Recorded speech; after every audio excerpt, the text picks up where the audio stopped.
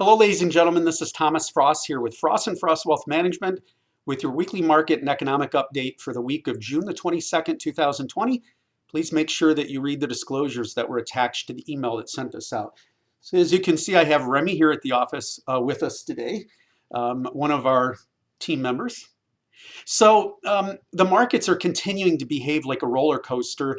And as of last week, it looks like we're climbing again. Stocks rose on positive economic data and also the hope of a new stimulus package from the White House.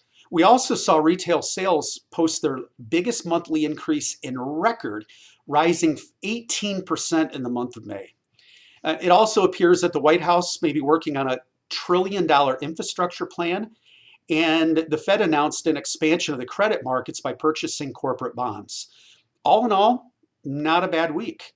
At Fross and Fross Wealth Management, we divide the events that comprise this recovery really into three distinct categories. The first category is positive trends. Now, retail sales are rising as consumers are leaving the quarantine, going back to work, and they're starting to buy things again.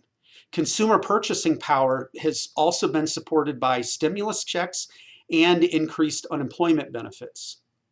Also, when we look at positive trends, the labor market continues to heal, as evidenced by the jump in the job market and an uptick in retail sales. And the third positive trend, the gradual improvement in the economic fundamentals, has been supported by decisive action by the Fed.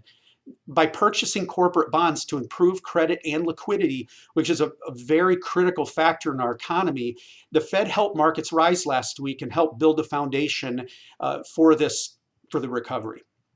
The second category that we look at is ongoing risks. Now, historically, stocks have done well in election years, but because of how polarized the American public is right now, we here feel that we'll probably continue to see some market anxiety. Also, fears of a second wave in the pandemic have tempered the recovery a bit, proving that while the crash was fast, the recovery is going to be gradual. I know in Florida, seeing a large uptick in the number of new cases and hospitalizations, and that's obviously not good. Another thing is the economic stress across the globe could cause a flare-up in the U.S.-China trade tensions.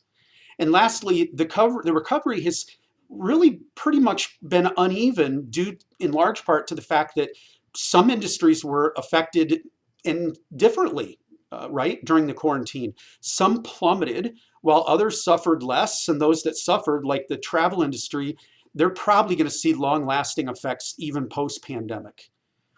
And then the final category that we look at is volatility.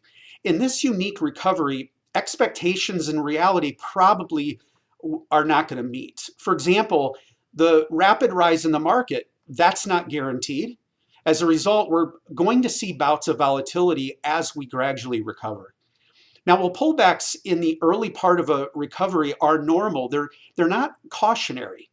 Here's what I mean by that. If we go back to all the bear market recoveries in the last 40 years, the trend was that in the first year of those recoveries, we saw an average of 3 corrections of at least 5% or more.